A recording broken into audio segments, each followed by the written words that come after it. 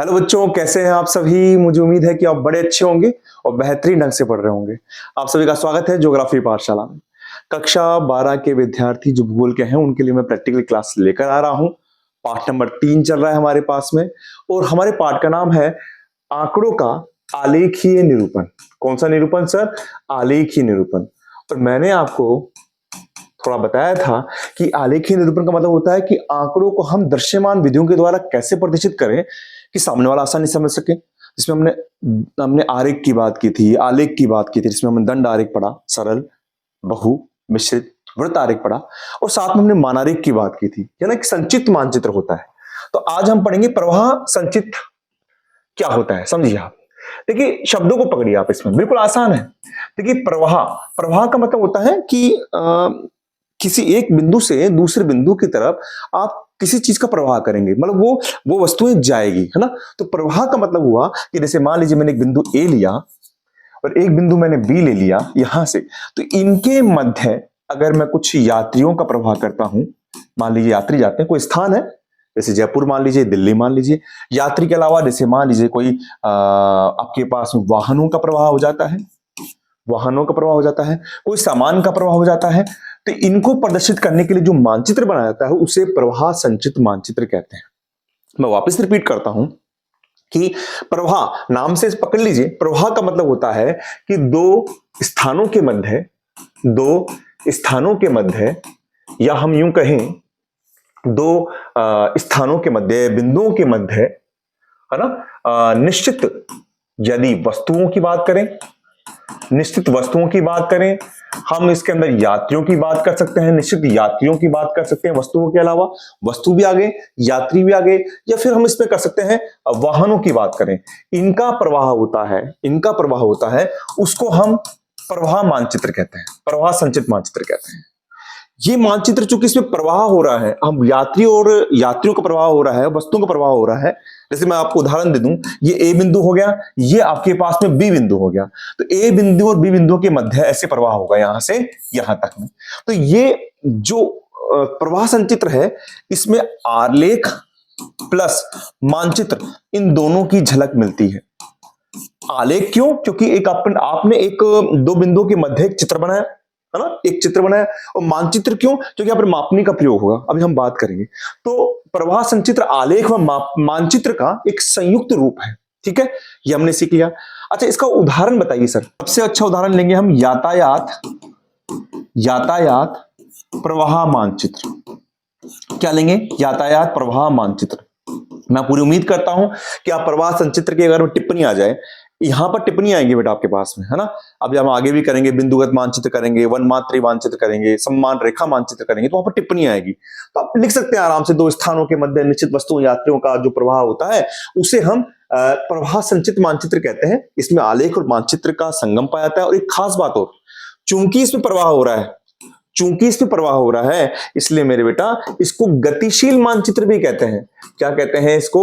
गतिशील मानचित्र भी कहा जाता है। और इसका उदाहरण है यातायात प्रवाह मानारेख भी कहते हैं इसे। ठीक है, ट्रैफिक फ्लो मानारेख। ठीक है, इसके अंदर क्या होता है? इसके अंदर यात्रियों का या फिर वाहनों का प्रवाह दिखाया जाता है, यात्रियों या वाहनों का प्रवाह दिखाया जाता है ना।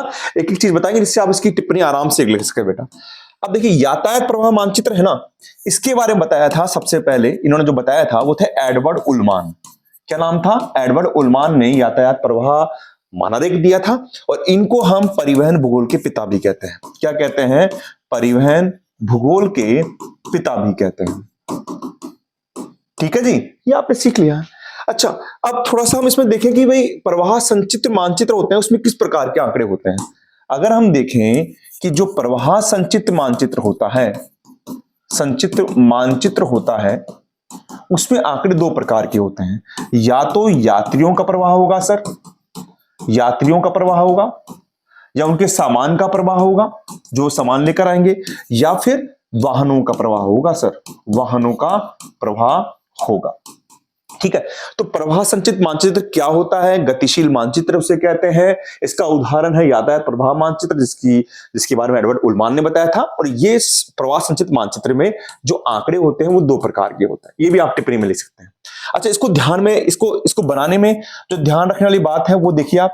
देखिए इसमें ध्यान रखने वाली बातें क्या है, आपके पास में एक तो मार्ग मानचित्र होना चाहिए कि जो भी मार्ग जा रहा है, ए से बी बिंदु या बी से सी या सी से डी बिंदु जा रहा है, उसके मध्य जो उसका एक कच्चा चित्र होना चाहिए। तो एक मार्ग मानचित्र आपके पास में उपलब्ध होना चाहिए, नहीं तो आपको बनाना पड़ेगा। दूसरा, आपके पास में आंकड़े होने चाहिए सर। और तीसरा, आपके पास में मापनी होनी चाहिए। ये प्रवाह मानचित्र को बनाते समय रखने वाली, ध्यान रखने वाली बातें। तो आप पूरा समझ चुके हैं प्रवाह मानचित्र किसे कहते हैं, प्रवाह संचित्र किसे कहते हैं, उदाहरण समझ चुके हैं। अब इसको बनाते कैसे ये देखिए आप, बिल्कुल आसान है। एक क्वेश्चन है ना, आपकी बुक में भी दे रखा है, थोड़ा उसको मैं इजी करके लेके आया हूं कि निम्नलिखित आंकड़ों के आधार पर दिए गए क्षेत्र का बस यातायात परिणाम मानदेय खींचे। अब इसमें देखिए आप, यहां पर इसने मार्ग मानचित्र नहीं दे रखा है, तो आप मार्ग मानचित्र बना लेंगे। कैसे बनाएंगे देखिए आप आप क्या करेंगे, देखिए यहां पर ऐसे ब, तो आपने यहां पर बीच सेंटर में ए लिया, ठीक है, तो ऐसे क्या जा रहा है ब, तो आपने ऐसे ब ये बना लिया। ओके, आपको दिया ओपी होगा। फिर ऐसे से, तो आपने यहां से ले लिया आपने ऐसे, ये उसको थोड़ा सा और ले लेते हैं अपन, ऐसे से ले लेते हैं अपन, यहां से यहां पर ये ले लीजिए आप, ऐसे से ले लिया, ठीक है। फिर ऐसे द, तो आपने यहां ऊपर ले लिया, आपने ये मान लीजिए आप, ऐसे ये द ले लिया। फिर ऐसे यह है, तो ऐसे आपने यह ले लिया, ये आपके पास भी ये आ गया। फिर बै से रे, बै कहां है आपके पास, ये रहा, तो आपने बै से ये आपने रे ले लिया, ठीक है, बै से रे। फिर रे से ले, तो आपने यहां पर इसको ऊपर ले लिया, थोड़ा सा कोई दिक्कत नहीं, कहीं भी ले सकते हैं आप, इसको आपने रे से ले लिया, है ना। अब सै से शय, सै कहां है, ये सै से आपने शलजम वाला शय ले लिया है, और शय से वै, और फिर आपने यहां से वै ले लिया है। तो इस तरीके का आपको मार्ग मानचित्र। अब देखिए ये मार्ग मानचित्र बन गया अपने पास में। मैंने भी आपसे बताया था कि हमारे पास तीन चीजें होनी चाहिए, मार्ग मानचित्र, आंकड़े और मापनी, है ना।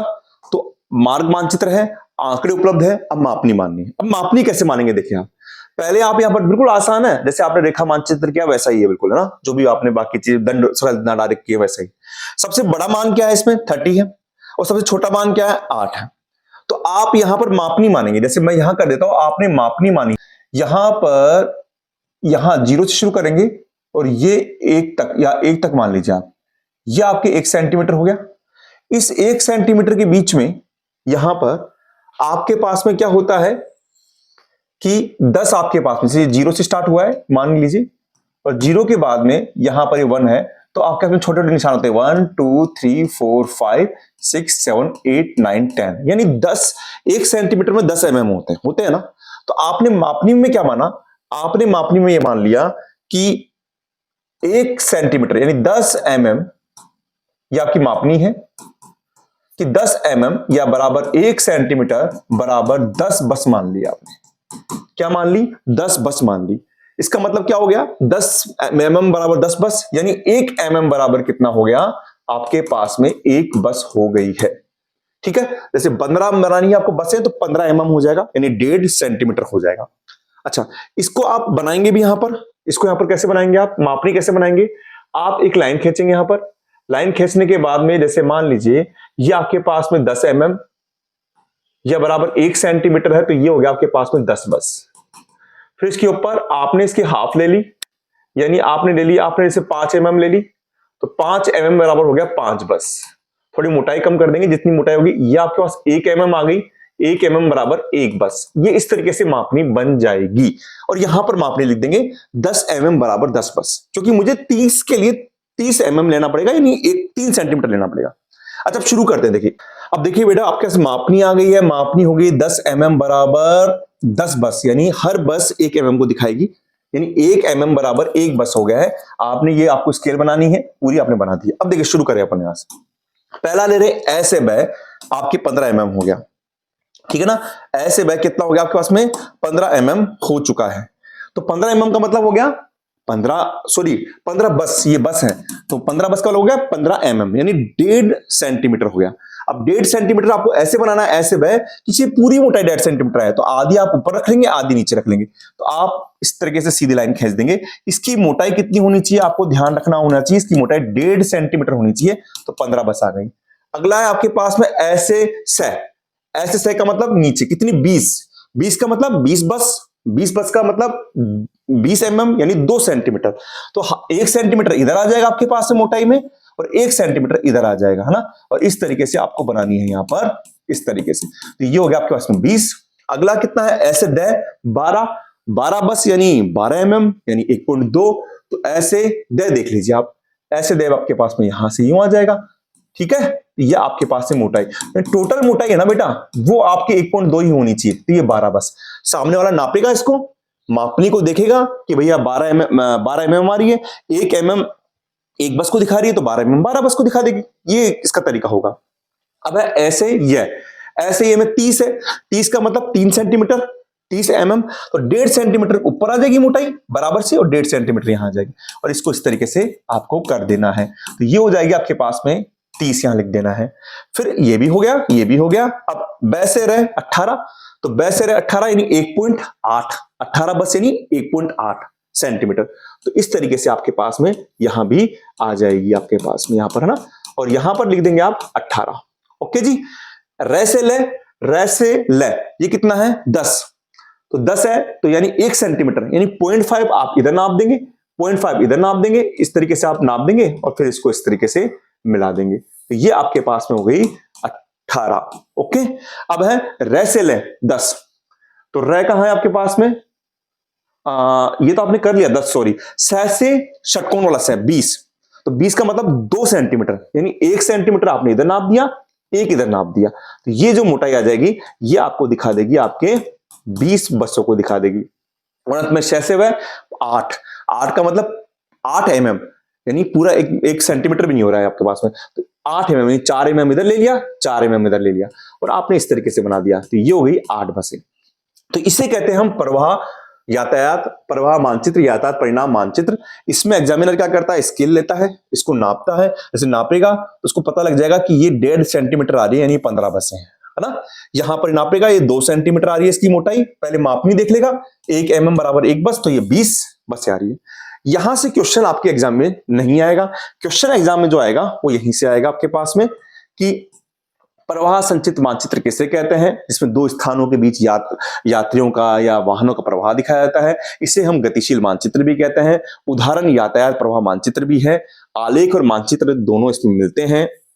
और प्रवाह संचित मानचित्र में कौन से आंकड़े होते हैं और इनमें ध्यान रखने वाली बातें कौन सी, टिप्पणी में क्वेश्चन आएगा आपके पास में 2 नंबर का। तो मुझे उम्मीद है कि आपको समझ में आएगा होगा।